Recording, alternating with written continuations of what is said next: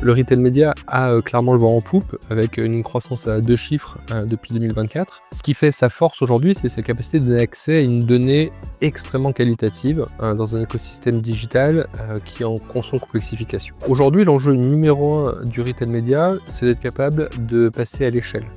Je pense que depuis quelques années, il y a eu énormément de POC qui ont été menés. On a pu voir de l'impact et la capacité à driver des stratégies à forte valeur ajoutée. Mais aujourd'hui, on n'a pas encore réussi à l'ancrer dans les mœurs et en faire un levier pérenne. Alors que pourtant, il y a des clés, notamment dans du B2B2C, pour mettre en place des stratégies Drive to Store efficaces et mesurables. Le levier est extrêmement puissant. De mon point de vue, ce qui fait qu'aujourd'hui, on n'a pas encore réussi à l'ancrer définitivement dans les pratiques, c'est 3 grands sujets. Le premier, déjà, c'est les cas d'usage. Parce que derrière le mot générique retail média, on peut mettre énormément de choses. Il y a beaucoup de valeurs qui peuvent être créées. Les 3 principaux, ça va être la capacité à accéder à la connaissance client.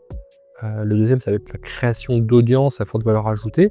Puis enfin, la capacité de mesurer les investissements de manière très précise. Chacun de ces cas d'usage a ses propres prérequis techniques. La partie technique, justement, c'est peut-être le deuxième bloqueur.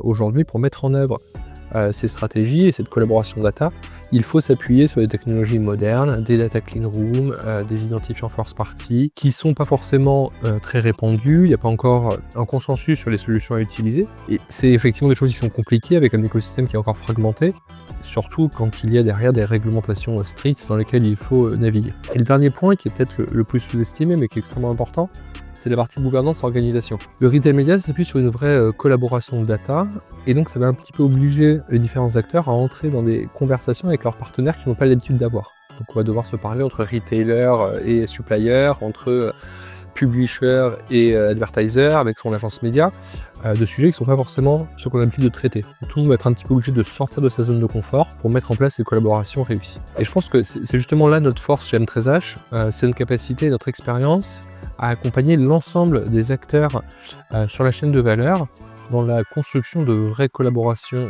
data robustes qui s'appuient sur des objectifs partagés, qui sont mesurables et qui génèrent effectivement des bénéfices.